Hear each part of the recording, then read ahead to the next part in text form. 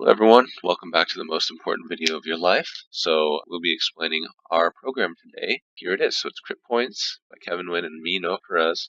And this is used to determine critical points of a function of two variables, x and y in this instance, and what their respective z values are. And it'll classify those points as minimum, maximum, or saddle points.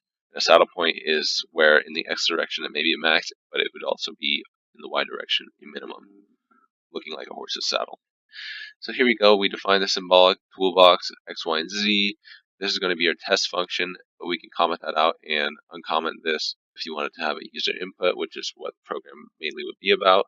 Here's some partial differentials and second partials that will be used to evaluate specific points, and then certain criteria will be addressed based on the results of the evaluations. After you have your critical points, it'll be in a matrix where it will be displayed, and then afterwards you will choose the x and y values to be tested.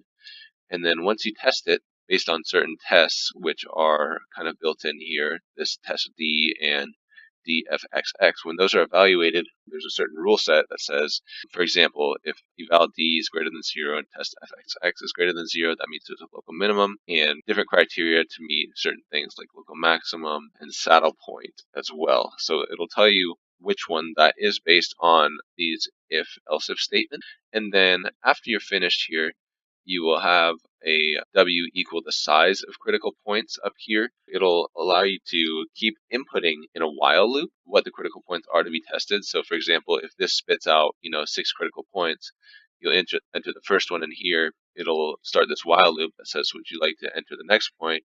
And then you'll go ahead and enter the next one and the next one, until it discovers that it has done the loop as many times as the size of critical points, and then it'll be okay. There's no reason to enter anymore.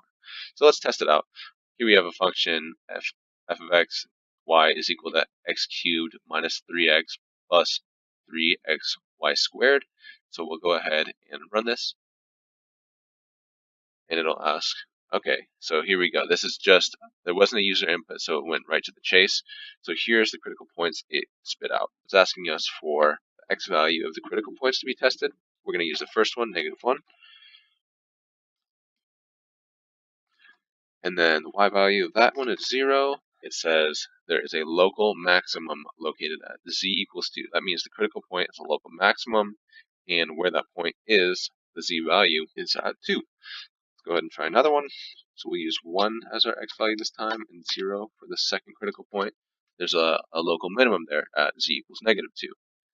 Let's just run through them all really fast.